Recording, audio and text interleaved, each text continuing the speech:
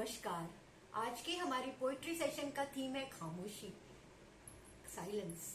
खामोशी जो मैं थोड़ा कम समझती हूँ क्योंकि मैं खुद ही एक बहुत बड़ी चैटर बॉक्स हूँ और खामोशी मेरे लिए एक बहुत अबूझ पहेली है।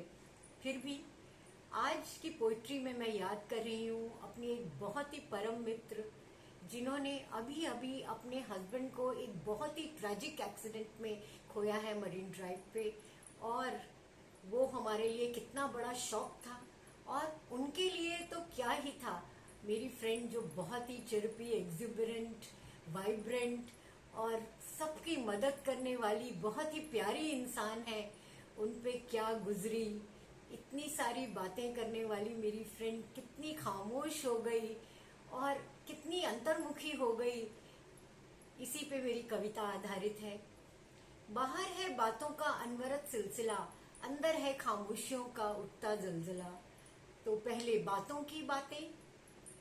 उनके हस्बैंड के साथ उनका बहुत ही प्यारा रिश्ता था, दोनों बहुत बातें किया करते थे। तो क्या बातें करते थे?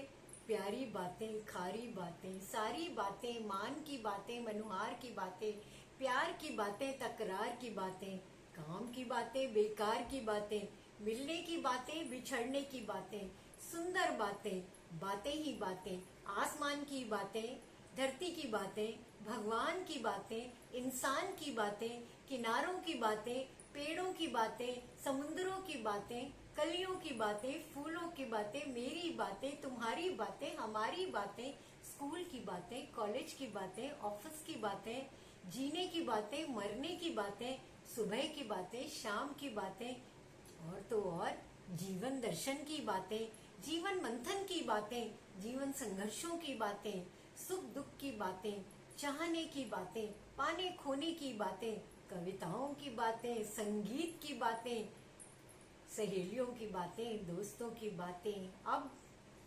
खामोशियां गुनगुनाने लगी, तन्हाइयां मुस्कुराने लगी।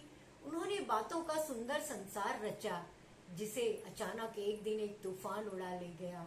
उनका बाबू मोशाय शांत हो गया, गूंजती आवाज खामोश हो गई, अलमस्त जीवन सूना हो गया, खामोशी का आलम छा गया।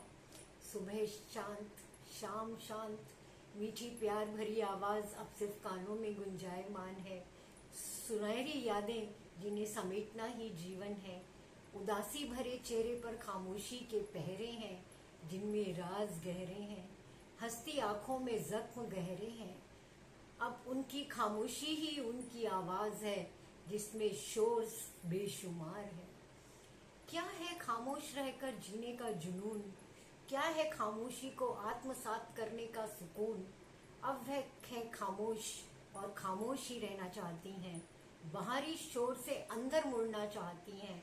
अपनी खामोशी में ही उन्होंने अपनी एक दुनिया समेट रखी है जिसमें आशा करती हूँ भर जाए अनेकों रंग, जिससे बजे उनके जीवन का जल तरंग, जिससे जगे उनमें और जीने की उमंग। इसीलिए कहती हूँ खामोशी की भी अपनी जुबान होती है जो कि बिना कहे ही बहुत कुछ कह जाती है। ये है खामोशी की पावर।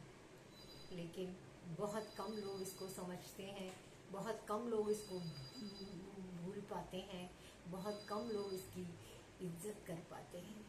थैंक यू, नमस्कार, शब्बा।